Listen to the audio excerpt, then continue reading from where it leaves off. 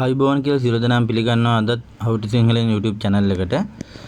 අද මම ඔයගොල්ලන්ට කියලා දෙන්න යන්නේ තමන්ගෙම කියලා Google account එකක් නිර්මාණය කරගන්නේ කොහොමද කියලා.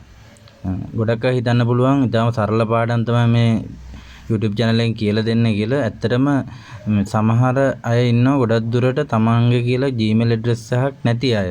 ඉතින් මම ඒගොල්ලොන්ට ප්‍රයෝජනයක් වෙන්න ඕන හින්දා තමයි හරියටම නිවැරදි ආකාරයට තමන්ගේ කියලා Google Gmail address එකක් හදාගන්නේ කොහොමද කියලා දෙන තීරණය කරේ.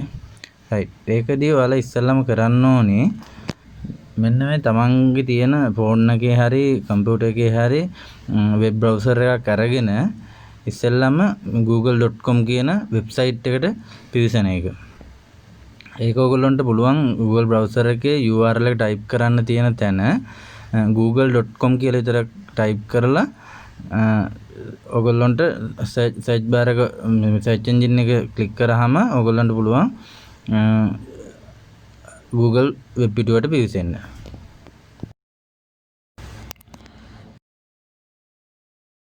හරි මම ඒ විදිහට මගේ browser එක use කරලා Google web පිටුවට පිවිසිලා ඉන්නේ.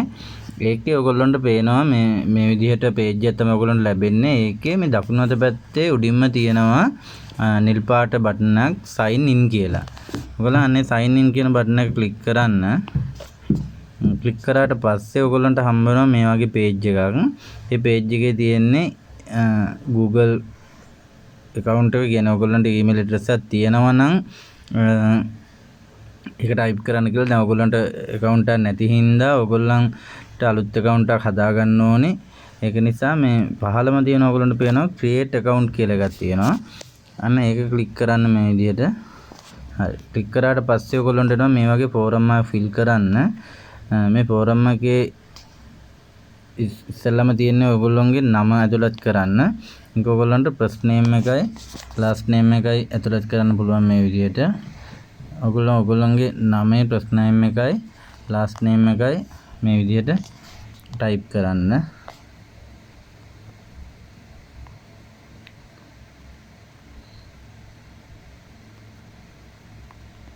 ඊට පස්සේ ඔයගොල්ලන්ට ඊගාවට තියෙන්නේ ඔයගොල්ලන්ගේ Gmail address එකට username එකක් දාගන්න. ඒක ඔයගොල්ලන්ට පුළුවන් ඔයගොල්ලන් කැමති username එකක් ඇතුළත් කරගන්න. හැබැයි ඒ username එක දාද්දී ඒ username එක මීට කලින් කවුරුත් use කරලා නැති. ඒ කියන්නේ කලින් කෙනෙක් ඒ username එක භාවිත කරලා email address එකක් හදලා නැති වෙන්න ඕන. අපි type කරලා බලමු අපේ නමට ගැලපෙන සම්බන්ධ එකක්. මම type කරන අමිල මදුෂාන්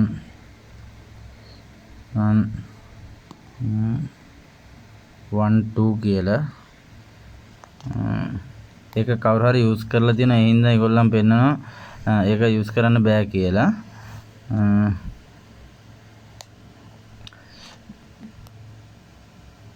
ඒක හින්දා අපි දාමු අමිල මදුෂාන් 123 කියලා. ඒකත් use කරලා තියෙනවා. මම දානවා 1235 කියලා. right මට ඒක use කරන්න පුළුවන්. ඔයගොල්ලන්ට ඔයගොල්ලන් කැමති අකුරු ටිකක් මේකට දාගන්න පුළුවන්. ඒකදී මේ ඒගොල්ලන් පෙන්නනවා ඒක මීට කලින් කවුරු හරි ඇතුළත් කරලා ඒ කියන්නේ Gmail address එක හදලා තියෙනවා නම් ඔයගොල්ලන්ට මේ ඒක ඇතුළත් කරන්න බෑ කියලා. දැන් මම මේ විදිහට දාගත්තා. ඊට පස්සේ ඊගාවට ඔයගොල්ලන්ට තියෙන ඊගාව පහලින් තියෙනවා මේ password එකක් තමන්ට හදාගන්න. ඒකෙදි password එකක් ඔයගොල්ලන්ට මතක හිටින password එකක් දාගන්න. ගොඩක් දුරට තමන්ගේ ID number එක වගේ මම ඒකම ඇතුළත් කරන්න කියලා කියන්නේ. නමුත් ඒ වගේ තමන්ට මතක හිටින password එකක් මොකක් හරි තියෙනවා නම් ඒක තමයි ඇතුළත් කරගන්න ඕනේ. ඔයගොල්ලන්ට මතක හිටින password එකක් මේ විදිහට මෙතනට ඇතුළත් කරගන්න. මම ඇතුළත් කරන password ඔයගොල්ලන්ට කැමති password එකක් මේ විදිහට ඇතුළත් කරගන්න. ඔයගොල්ලන් password එක ඇතුළත් කරාට පස්සේ ඔයගොල්ලන්ට පේනවා මේ password strength එක පෙන්නනවා. දැන් මගේ password එක okay. ඒ හින්දා strong කියලා මේ විදිහට කොළ පාටින් පෙන්නනවා. ඒක weak කියනවා weak කියලා පෙන්නනවා. ඒකේ තියෙනවා use at least 8 characters කියලා. ඒ කියන්නේ අවම වශයෙන් අකුරු 8ක්වත් ඒකට ඇතුළත් වෙන පාස්වර්ඩ් එකට ඊට අමතරව කියනවා don't use the password from another site or something too obvious like your pet name. ඒගොල්ලන් කියන්නේ මේ ඔයගොල්ලන්ගේ සතේ හුරතල් සතෙක්ගේ නමක් ඒ වගේ දේවල් පාවිච්චි කරන්න එපා කියලා කියන්නේ. අනිත් එක තමයි පාස්වර්ඩ් එක වෙන සයිට් එකක මේ යූස් කරපු පාස්වර්ඩ් එක යූස් කරන්න එපා කියලා කියන්නේ. ඊපස්සේ ඔයගොල්ලෝ ඇතුළත් කරපු පාස්වර්ඩ් එක කන්ෆර්ම් කරන්න තියෙනවා. ආයෙත් ඒ පාස්වර්ඩ් එකම ගහන්න ඕන.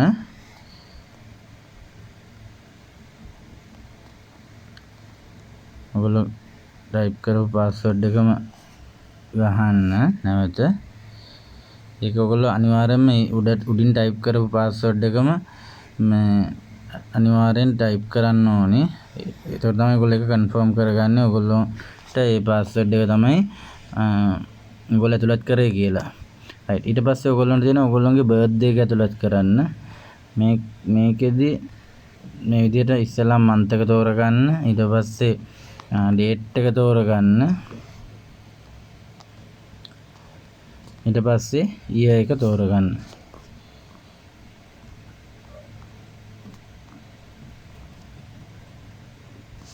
හරි.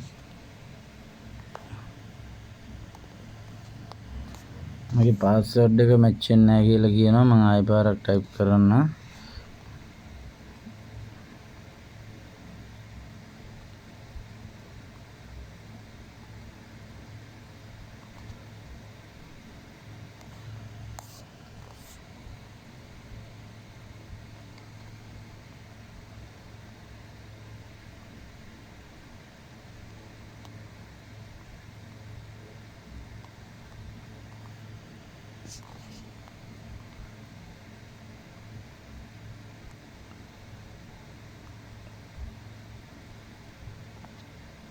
හරි. ඊට පස්සේ ඔයගොල්ලන්ගේ ජෙන්ඩර් එක කියන්නේ ඔයගොල්ලෝ මේල්ද ෆීමේල්ද කියලා සිලෙක්ට් කරන්න තියෙන්නේ. මම මේල් කියලා සිලෙක්ට් කරා. ඊට පස්සේ ඔයගොල්ලන්ගේ ෆෝන් නම්බර් එක ඇතුළත් කරන්න ඕනේ.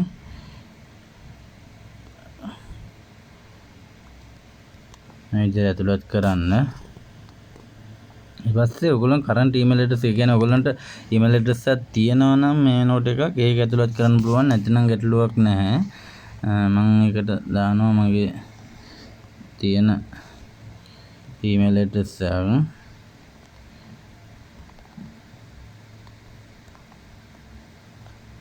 හරි. ඊට පස්සේ ලොකේෂන් එක ශ්‍රී ලංකා කියලා මේ ඒගොල්ලන් ඩිෆෝල්ට් සිලෙක්ට් කරලා තියෙනවා.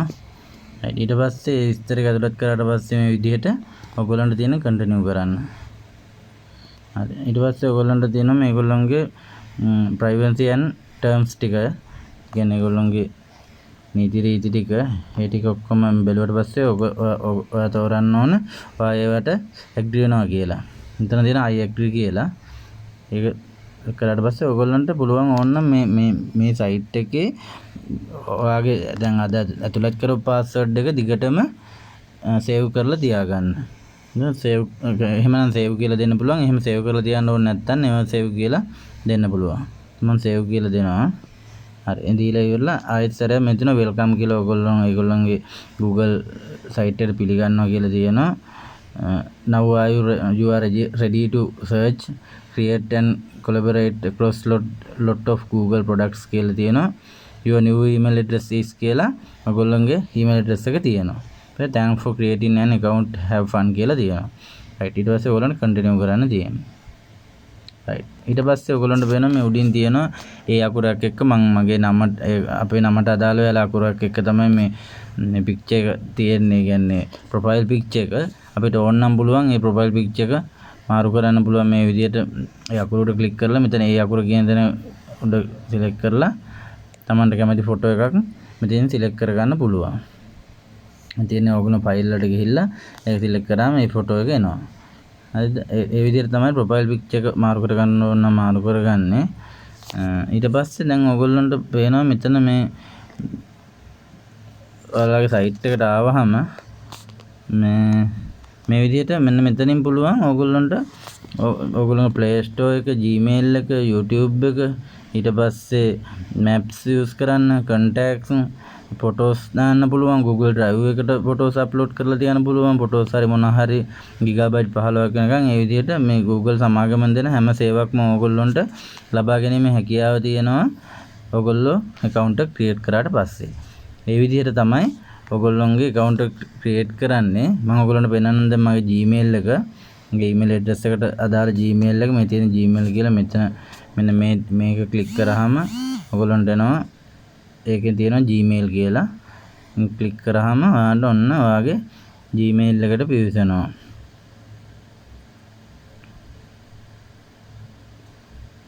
දැන් මේ වෙලාවේ මට ඇවිල්ලා තියෙන එක email එකයි.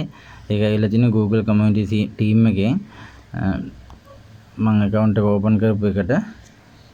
ඒ විදිහට දැන් ඔයගොල්ලෝගේ Gmail address එකට ඔයගොල්ලන්ට මොන හරි document එකක් ගෙන්න ගන්න ඕන නම් ඒවා ඔක්කොම මේකෙන් මේකට ගෙන්න ගන්න පුළුවන්. ඒකත් එක්ක මම ඔයගොල්ලන්ට කියලා දෙන්නම් කොහොමද මේක use කරලා අපිට මොකක් හරි email එකක් යවන්න ඕන නම් යවන්නේ කියලා. දැන් ඔයගොල්ලෝ Gmail එකට ගියාම පේනවා ඔයගොල්ලන්ට මේ විදිහට මෙන්න මේ දකුණු අත පැත්තේ උඩම තියෙන රතු පාට box එකක් ඇතුලේ pencil එකක් ඇඳලා ඒක ක්ලික් කරාම ඔයගොල්ලන්ට හම්බ වෙනවා email address එක කොහෙට කාටද යවන්න ඕන කියලා. ඒ යවන කෙනාගේ email address එක select කරන්න. මම උදාහරණයක් විදිහට මගේ email address එක type කරන්න. හරි. ඊට පස්සේ මේ මෙතන තියෙන්නේ subject එක කියනවා යවන document එකක් හරි මොකක් හරි එකට අදාළ මේ subject එක මොකක්ද කියලා select කරන්න. ඒක මේ type කරන්න ඕනේ එක. ඒක ඔයගොල්ලෝ යවන document එකට අදාළ subject එක type කරන්න. මම දාන්න confirm කියලා.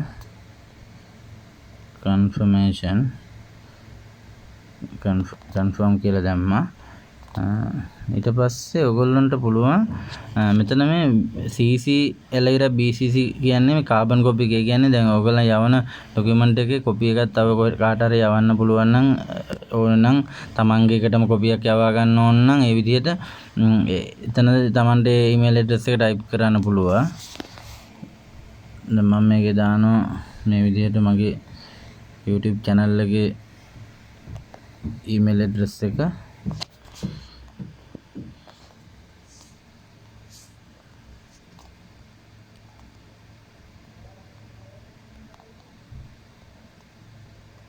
ඒ විදිහට කොපි කාබන් කොපි එකක් ඕන බලන්න. ඊට පස්සේ ඔයගොල්ලන්ට පේනවා මෙන්න මේ සබ්ජෙක්ට් කියන එක ඉස්සරහින් දකුණු අත පැත්තේ තියෙනවා පොඩි මේ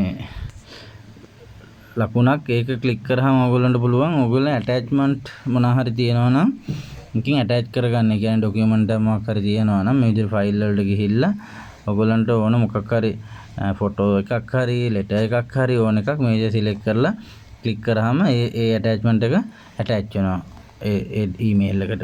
ඊට පස්සේ මෙතන පුළුවන් ඔයගොල්ලන්ට මොන හරි ටයිප් කරන දේක් ටයිප් කරන්න.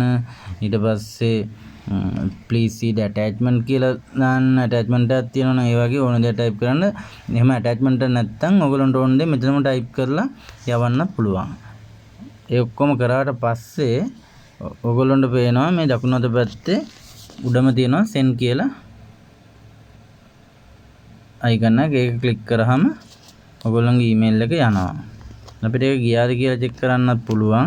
ආයි බැක් වෙලා මේකේ මේ send box එකට ගිහිල්ලා බලුවොත්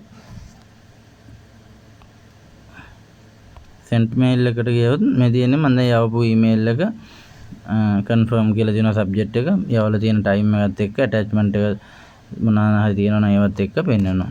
ඉතින් මේ විදිහට තමයි email address එකක් හදාගෙන Tamanට මොන හරි ડોකියුමන්ට් එකක් යවන්න ඕන නම් යවන්න ඕන විදිහත් එක්ක තමයි මම ඔයගොල්ලන්ට කියලා දුන්නේ. නිවැරදිම ආකාරය. right. එහෙමනම් අදට ඒ පාඩම එතනින් ඉවරයි. අපි ඊළඟ දවසේ අලුත් වීඩියෝ එකකින් හම්බ වෙමු. සියලු දෙනාටම සුබ දවසක්.